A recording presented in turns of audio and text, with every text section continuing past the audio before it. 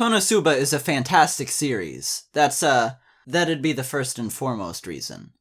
But I believe there's elements specific to Konosuba itself that really make it ripe for even further anime adaptations beyond just its level of quality. Merchandise.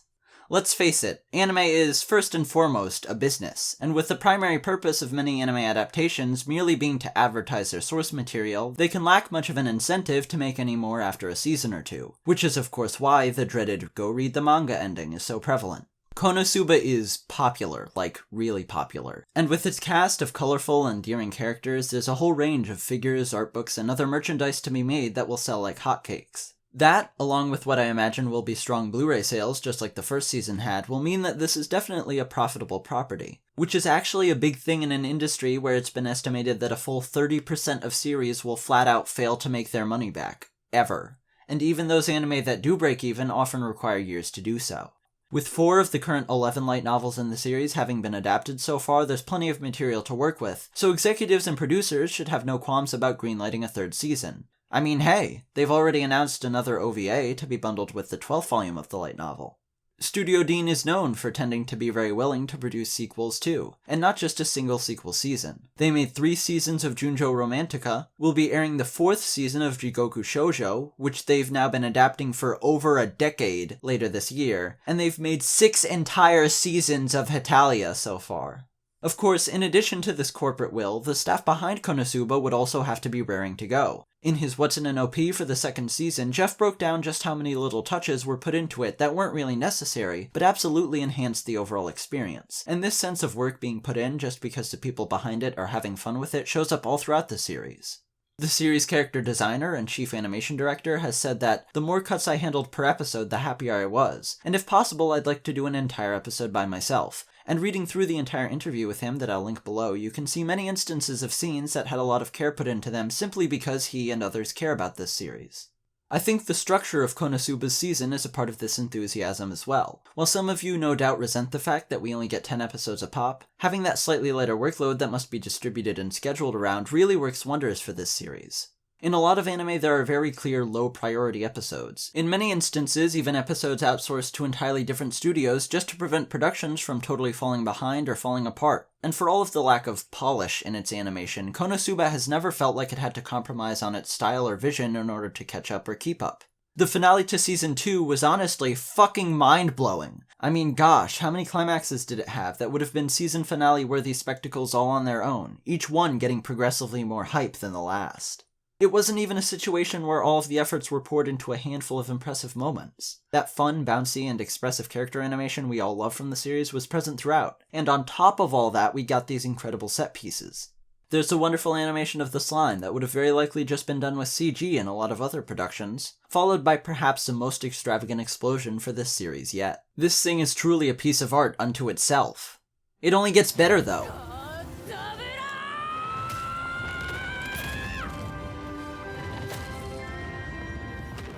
Aqua's God Blow is so satisfying on such a visceral level, a punch animated to perfection, and yet it's really just serving as the lead-in to the extended build-up before her true final blow, and holy shit is this show amazing!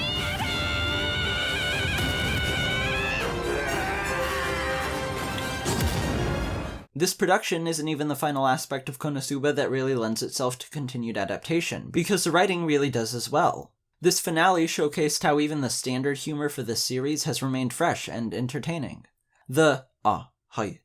In response to each of the party members' triumphant monologues, that's the perfect mix of exasperation, bafflement, and derision. The inversion of the trope of slimes as weak trash mobs, which is funny not just for being a neat twist that subverts our expectations, but also because it plays into Kazuma's characterization as we know and love it perfectly by causing a massive 180 from smug confidence to utter terror. That's endearing just for how thoroughly him it is. There's also a really solid element of continuity to Konosuba. Not so much in a strong overarching narrative, but more so because of the really tightly interwoven series of cause and effect that occurs.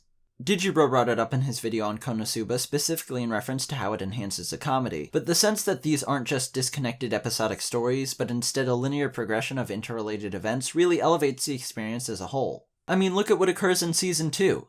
In its first episode, Kazuma is put on trial for collateral damage that occurred as a result of the first season's finale, and the perception of him as this seedy, creepy dude that was built up throughout that first season puts him into a position where no one's willing to come to his defense. Because of that, Darkness has to really flex her influence, and so heads off to negotiate on his behalf. Now destitute as a result of being tasked with paying off those property damages, they set out to loot a dungeon so they can maybe get some food or heating. A sudden appearance of monsters outside the city provides Kazuma an excuse to get Megumin out of his way when he goes off to deal with Darkness's situation, and it turns out that they were the result of what Aqua had done in that dungeon before. By the end of dealing with that issue, Vanir has now joined Wiz in her shop, and here's where it gets crazy. Because Vanir and Kazuma strike up a business relationship, he becomes wealthy and complacent, upsetting Megumin, who still wants to be adventuring. When the excuse he uses is his neck being sore from having had it broken in an earlier episode, a hot spring strip is recommended. And because Wiz is incompetent, Vanir has her go along with them, her presence being vital to the events that occur in this little hot springs arc. This arc could only play out the way it did because Wiz got sent on it, because Vanir started working with her, because he was defeated, because he was awakened, because the gang needed cash, because their stuff had been repoed, because they accidentally blew up a mansion in the season 1 finale, and no one trusts Kazuma because he'd been a shady creep throughout that whole season. It's genius! This isn't simple cause and effect of one episode leading to the next. It's events from all the episodes prior coming back and affecting the narrative as it progresses, and this is part of why I think Konosuba really should get a 3rd season. In addition to just being really damn entertaining pieces of standalone comedy, the episodes of Konosuba are actively enhanced by having had a bunch of stuff come before, by having all of these prior seasons to build upon, because the series does build upon them.